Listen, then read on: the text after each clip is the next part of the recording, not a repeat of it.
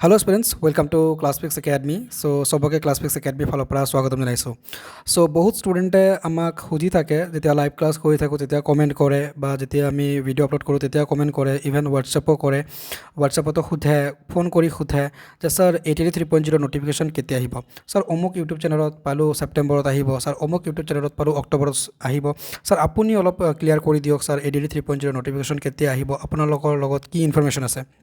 চ' definitely কেণ্ডিডেটৰ মনত এনেকুৱা question অহাটো স্বাভাৱিক হয় বাৰু, কাৰণ তেওঁলোকে বহুত বেছি ডেডিকেটেড হৈ প্ৰিপাৰেশ্যন চলাই আছে।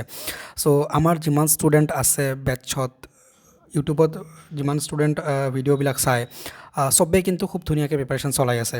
চ' সেই ক্ষেত্ৰত তেওঁলোকৰ এই কুৱেশ্যনটো অহাটো মানে একদম নৰ্মেল হয় বাৰু। তো যিখিনি হওক আমি ডিছকাশ্যন কৰিম যে কেতিয়া 83.0 নটিফিকেশ্যন আহিব। 83.0 নটিফিকেশ্যন অহাটো কিন্তু একদম 110% নিশ্চিত, ঠিক আছে, 110% নিশ্চিত ভেকেঞ্চি আহিব। আৰু ADAR, অসম পুলিচ, তাৰপিছত টেট, GTPGT এইবিলাক চব মিলাই কিনে, LPUP চব মিলাই কিনে DME 1,65,000 ভেকেঞ্চি আছে অসম চৰকাৰৰ বৰ্তমান হাতত। মানে ক'বলৈ গ'লে 2031লৈকে 2031লৈকে 1,65,000 পষ্ট ভেকেণ্ট হ'ব, ঠিক আছে। আৰু এই 1,65,000 এতিয়া ভেকেণ্ট নাই, কিন্তু বহুতে ভাবিব পাৰে যে 1,65,000 ভেকেণ্ট আছে, 2 লাখৰ নটিফিকেশ্যন আহিব।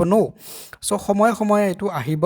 চ' প্ৰথমে আমি ক'বলৈ যদি যাওঁ তেন্তে ADAR 3.0 ভেকেঞ্চি 15,000 পৰা 17,000 পষ্টৰ ভেকেঞ্চি আহিব পাৰে, ঠিক আছে। তো যি কি নহওক চব মিলাই কিনে এইবেলি চৰকাৰৰ যিটো কাৰ্যকাল আছে তাতে 2 লাখ চাকৰি দিয়া হ'ব, নতুন পষ্টো ক্ৰিয়েট কৰা হ'ব।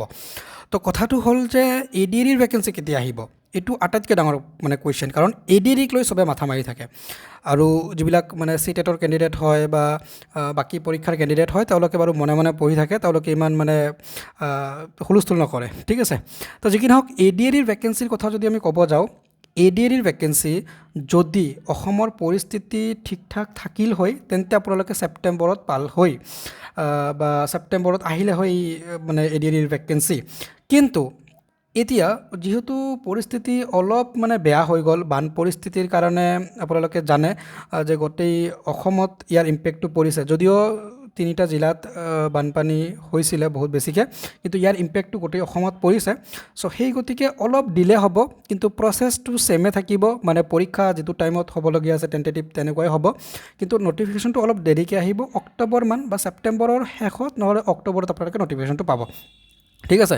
তাৰপিছত 1 মাহমান আপোনালোকৰ ফৰ্ম ফিল আপ হ'ব, তাৰপিছত বাকী প্ৰচেছখিনি ষ্টাৰ্ট হৈ যাব, মানে 2027ত মষ্ট প্ৰবাবলি পৰীক্ষা হ'ব।